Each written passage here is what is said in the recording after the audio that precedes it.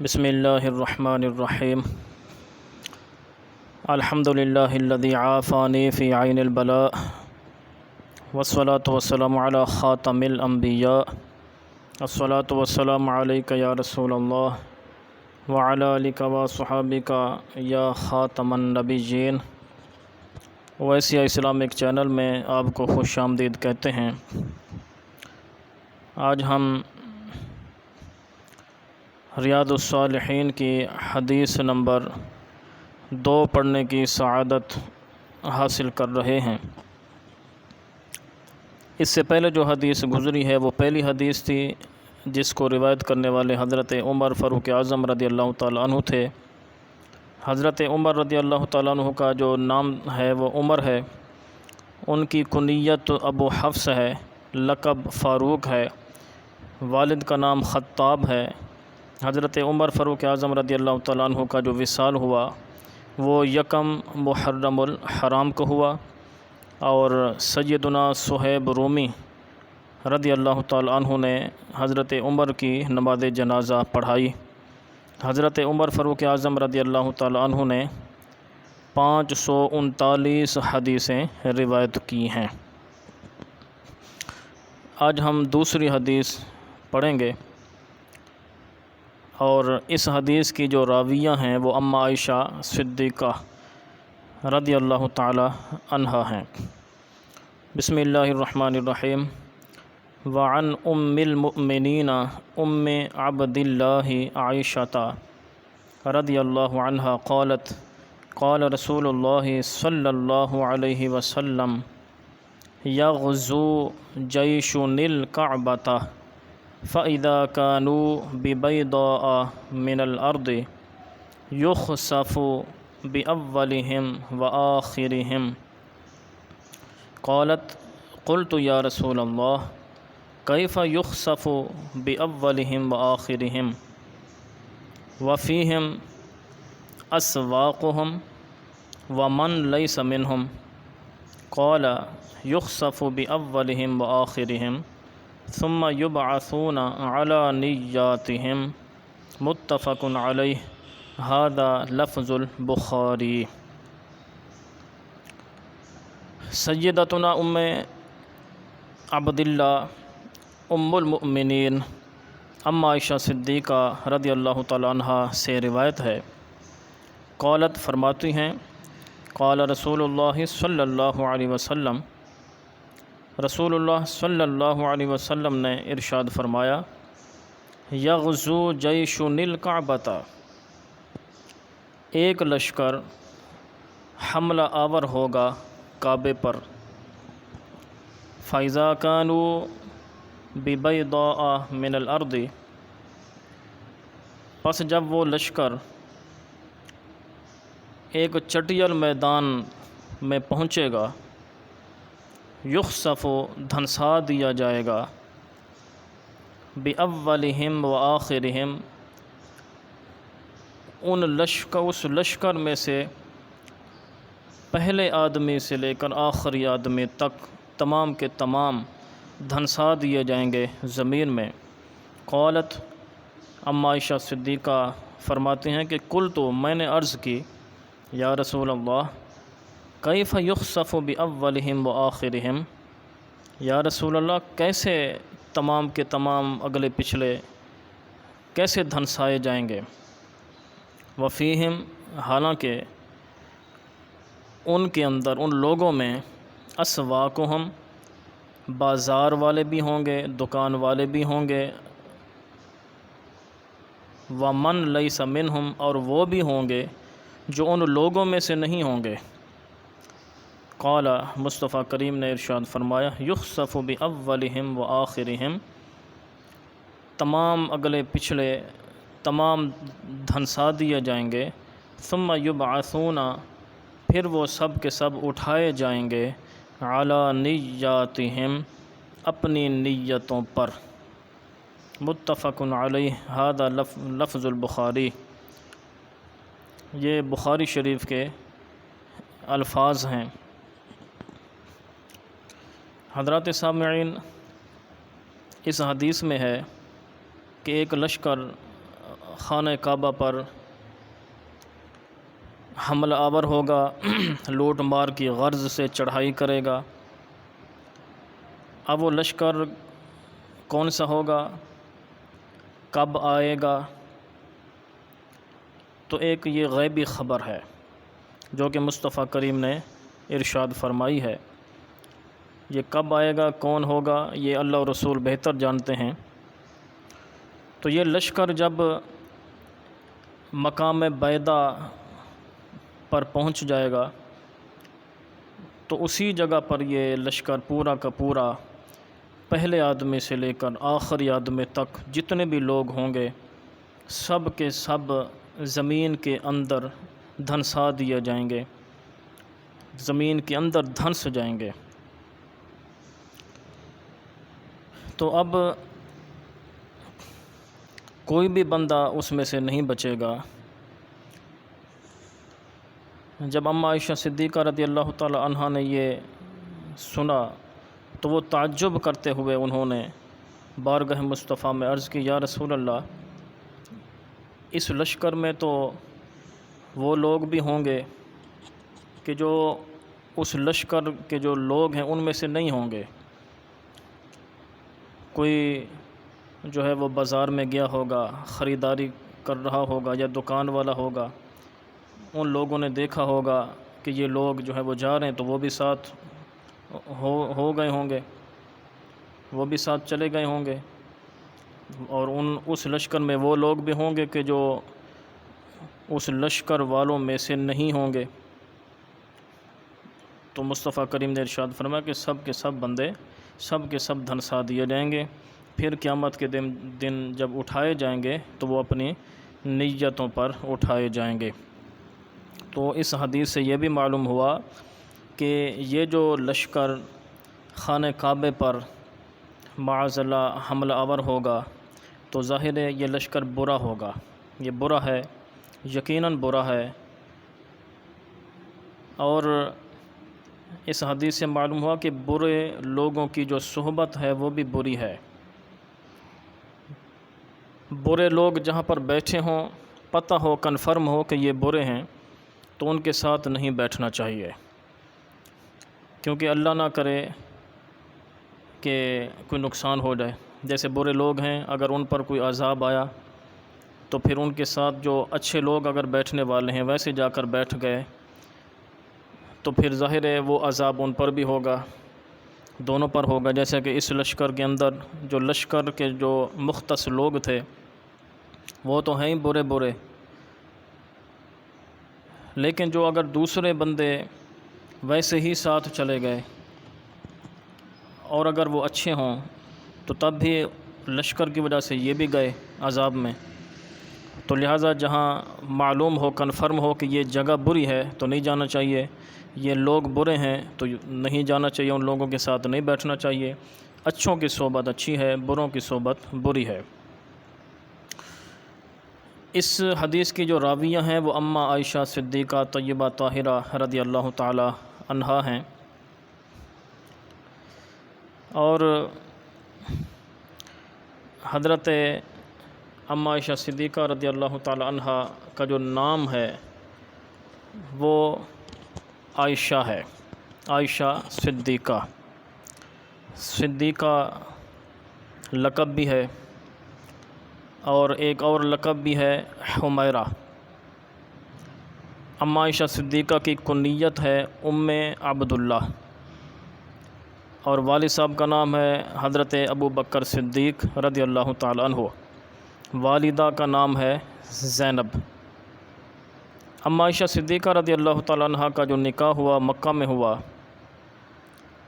9 سال کی عمر میں رخصتی ہوئی، اور 9 سال حضور کی خدمت میں رہیں۔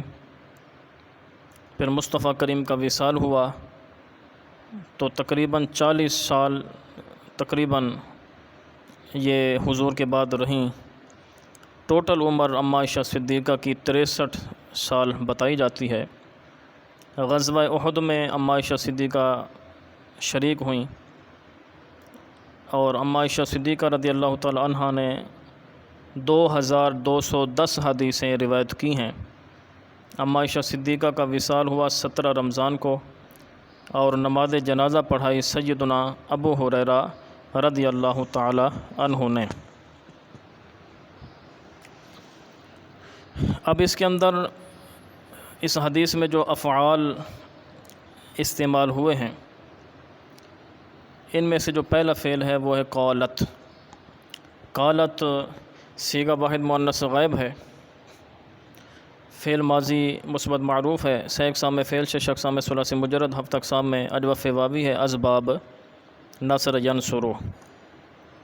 اس کے بعد فعل ہے قالا، وہ بھی اسی باب سے ہے۔ اس کے بعد فعل ہے یغزو۔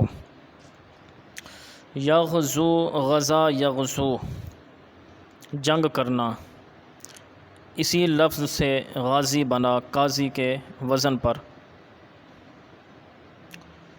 غزا یغزو باب نصر ینصر سے ہے، صیغہ واحد مذکر غائب ہے، فعل مضارع مثبت معروف ہے، سہ اقسام میں فعل، شش اقسام میں ثلاثی مجرد، ہفت اقسام میں ناقص واوی ہے، اسباب نصر ینصر۔ اس کے اصلی حروف ہے غا، زین، واو۔ یغزو کا معنی ہوتا ہے وہ لوٹ مار کے لیے لڑائی کرتا ہے یا کرے گا، یعنی جنگ کرتا ہے یا کرے گا۔ اس کا جو یہاں پر فاعل بن رہا ہے وہ ہے جیشن۔ جیشن لشکر کو کہا جاتا ہے، لفظ جیش کے اوپر تنوین ہے، تو جیش لفظ کو اگر مضاف بنائیں گے تو ظاہر ہے اس پر تنوین ہٹ جائے گی، تو ایک پیش رہے گا، جو دوسرا پیش ہے وہ نون بن جائے گا، جس کو نون قطنی کہا جاتا ہے، تو پڑھیں گے جیشو نیل کعبۃ۔ جیش لشکر کو کہا جاتا ہے۔ یہ لشکر کب ایسا ہوگا اس کے بارے میں اللہ و رسول بہتر جانتے ہیں۔ بہرحال مصطفیٰ کریم نے ایک غیبی خبر ارشاد فرمائی ہے۔ اس کے بعد ہے ببیضاء من الارض۔ بیضاء یہ جمع ہے بید کی، اور بید کہا جاتا ہے بنجر زمین، وہ زمین کہ جس پر کوئی چیز بھی نہ اگے، نہ اگ سکے۔ اور یہ مقام بیضا کہاں ہے، اس میں اگرچہ اختلاف ہے، کچھ کہتے ہیں کہ مکہ میں ہے، کچھ کہتے ہیں مدینہ میں، کچھ کہتے ہیں مکہ مدینہ کے درمیان میں ہے، تو بہرحال یہ جہاں بھی ہے ببیضاء من الارض، زمین کے حصوں میں سے ایک حصے مقام بیضا پر جب وہ لشکر پہنچے گا تو وہ دھنسا دیا جائے گا۔ یخسف صیغہ واحد مذکر غائب ہے، فعل مضارع مثبت مجہول ہے، سہ اقسام میں فعل، شش اقسام میں ثلاثی مجرد، ہفت اقسام میں صحیح ہے، اسباب ضرب یضرب ہے۔ اس کے اصلی حروف ہیں خا، سین، فا۔ یخسف یہ متعدی لازم دونوں طریقے سے استعمال ہوتا ہے، اس کا معنی پھاڑنا بھی ہوتا ہے، پھٹ جانا بھی ہوتا ہے، تو یہ خسف سے ہے۔ خسف کا معنی ہوتا ہے زمین کا پھٹ جانا، اور اس کے اوپر کوئی بھی چیز ہو وہ سامان سمایت زمین کے اندر دھنس جانا۔ بِأَوَّلِهِمْ وَآخِرِهِمْ، اس لشکر کے پہلے آدمی سے لے کر آخری آدمی تک جتنے بھی لوگ ہوں گے سب کے سب زمین میں دھنسا دیے جائیں گے۔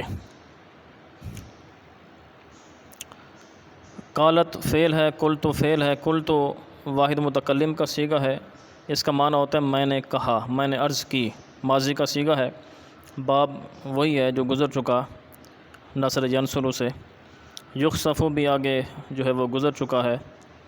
اس کے بعد اسواق ہے، اسواق سوقن کی جمع ہے، سوق کہتے ہیں بازار کو، سوق کی جمع اسواق ہے، یعنی بہت سارے بازار۔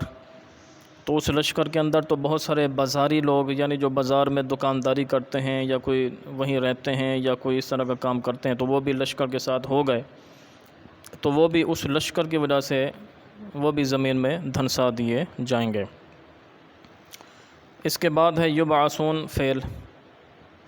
یبعثون صیغہ جمع مذکر غائب ہے، فعل مضارع مثبت مجہول ہے، سہ اقسام میں فعل، شش اقسام میں ثلاثی مجرد، ہفت اقسام میں یہ صحیح ہے، اسباب فتح یفتح، اس کے اصلی حروف ہیں با، عین، ثا۔ بعث یبعثو، تو یبعثون یہ مضارع مجہول کا صیغہ ہے، اس کا معنی ہوتا ہے مرنے کے بعد زندہ ہونا، اٹھنا۔ تو یہاں پر مصطفیٰ کریم نے فرمایا کہ قیامت کے دن جب وہ اٹھائے جائیں گے تو اپنی اپنی نیتوں پر ہوں گے، جیسی نیت ہوگی ویسا اس کا بدلہ اجر ہوگا۔ تو بہرحال اس حدیث کا خلاصہ و مفہوم یہی ہے کہ برے لوگوں سے بچنا چاہیے، بری جگہوں سے بھی بچنا چاہیے۔ اس کتاب میں دوسری حدیث ہے، دوسری حدیث ہم پڑھنے کی سعادت حاصل کرتے ہیں۔ یہ حدیث بھی، اس حدیث کی راویہ بھی ام عائشہ صدیقہ طیبہ طاہرہ رضی اللہ تعالی عنہا ہیں۔ بسم اللہ الرحمن الرحیم۔ وعن عائشہ رضی اللہ عنہا قالت قال النبی صلی اللہ علیہ وسلم لا ہجرت بعد الفتح ولکن جہاد ونیۃ وَإِذَا اسْتُنْفِرْتُمْ فَانْفِرُوا متفق علیہ۔ وَمَعْنَاهُ لَا هِجْرَةَ مِن مَكَّةَ لِأَنَّهَا صَارَتْ دَارَ اسلام۔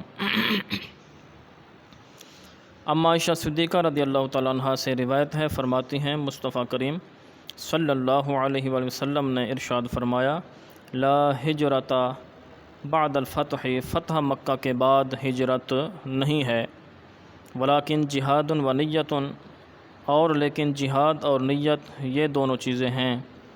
وَإِذَا اسْتُنْفِرْتُمْ، اور جب تمہیں حکم دیا جائے، پکارا جائے، دعوت دی جائے، فَانْفِرُوا، پس چل پڑو، نکل پڑو۔ متفق علیہ سے مراد امام بخاری اور امام مسلم رحمۃ اللہ تعالی علیہما کا اتفاق ہے کہ یہ دونوں، ان دونوں نے اپنی اپنی کتابوں میں یہ حدیث لکھی ہے۔ لا ہجرت بعد الفتح، اس کا معنی بیان اس میں کیا گیا ہے کہ وَمَعْنَاهُ، اس کا معنی یہ ہے کہ لا ہجرت من مکہ، کہ اب مکہ سے ہجرت نہیں ہے۔ وجہ کیا ہے، مکہ سے اب ہجرت کیوں نہیں ہو سکتی، کیوں نہیں ہوتی؟ لِأَنَّهَا صَارَتْ دَارَ اسلام، اس لیے کہ جو مکہ ہے اب یہ دار الاسلام بن چکا ہے۔ اور دار الاسلام سے ہجرت کیسے ہوتی ہے؟ دار الکفر سے تو ہجرت ہو جاتی ہے، دار الکفر سے جب کافر ستائیں، کافر تنگ کریں، نقصان دیں، تو پھر دار الکفر سے تو ہجرت ہو سکتی ہے دار الاسلام کی طرف۔ تو اب بھی یہی ہے کہ اگر دار الکفر میں اگر کسی مسلمان کو ستایا جا رہا ہے تو اب وہ وہاں سے ہجرت کر سکتا ہے، وہاں سے اپنی جگہ کو چھوڑ کر دوسری جگہ پہ وہ جا سکتا ہے۔ تو اس کے اندر جو فتح مکہ ہے وہ 8 ہجری کا ہوا فتح مکہ، اور اب جو ہے وہ فتح مکہ کے بعد جو ہے وہ ہجرت نہیں ہے، لیکن جہاد اور نیت ہے۔ جہاد اگر فرض ہو جائے تو پھر جہاد کے لیے نکلنا ہوگا، ہجرت کرنی ہوگی، اور نیت تو اب بھی ہے، نیت کسی بھی کام کے لیے، اچھے کام، جائز کام کے لیے نیت کی جا سکتی ہے، ثواب کی نیت ہو تو ثواب ملے گا۔ اس کے اندر جو افعال استعمال ہوئے وہ ہے قالت، اس کا تذکرہ گزر گیا، قالا کا بھی گزر گیا۔ اس کے بعد ہے اذا استنفرتم، اذا کو اگر الگ کرتے تو بنے گا استنفرتم، استنفرتم صیغہ جمع مذکر حاضر ہے، فعل ماضی مثبت مجہول ہے، سے اقسام میں فعل ہے، شک اقسام میں ثلاثی مزید فی ہفت اقسام میں یہ نفرہ صحیح ہے، اسباب استفعال ہے، اس کے اصلی حروف ہیں نون فا را۔ استنفرا، استنفرتم، یہ باب استفعال سے ہے۔ اب استنفرتم کا معنی یہ ہوگا کہ تم سب کو حکم دیا جائے۔ حکم کون دے گا؟ حاکم اسلام دے گا۔ حاکم اسلام، اگر جہاد فرض ہو گیا اور حاکم اسلام نے تم سب کو حکم دیا، دعوت دی جنگ کے لیے، تو فن فرو، تم سب کے سب نکل پڑو۔ فن فرو صیغہ جمع مذکر حاضر ہے، فعل امر حاضر معروف ہے، 6 اقسام میں فعل، 6 اقسام میں ثلاثی مجرد، 7 اقسام میں صحیح ہے۔ اسباب ضرب یضرب، اس کے اصلی حروف بھی یہی ہیں، نون فا را۔ فا کو اگر الگ کر دیں تو بنے گا انفرو، تو انفرو کا جو حمزہ آئے گا آتا ہے شروع سے، تو یہ حمزہ وصلی ہے، یہ درمیانی کلام میں گر جاتا ہے۔ جیسا کہ یہ فا آ گئی تو فن فرو ہو گیا، حمزہ جو ہے وہ گر گیا اگرچہ لکھنے میں آ رہا ہے۔ تو اس حدیث سے معلوم ہوا کہ اب ہجرت اب نہیں ہے، کیونکہ مکہ سے اب ہجرت نہیں ہے، کیونکہ مکہ اب دارالاسلام بن چکا ہے۔ آج ریاض الصالحین کی 2 حدیثیں پڑھنے کی ہم نے سمجھنے کی سعادت حاصل کی ہے۔ مزید حدیثوں کے ساتھ حاضر ہوں گے۔ السلام علیکم ورحمۃ اللہ وبرکاتہ۔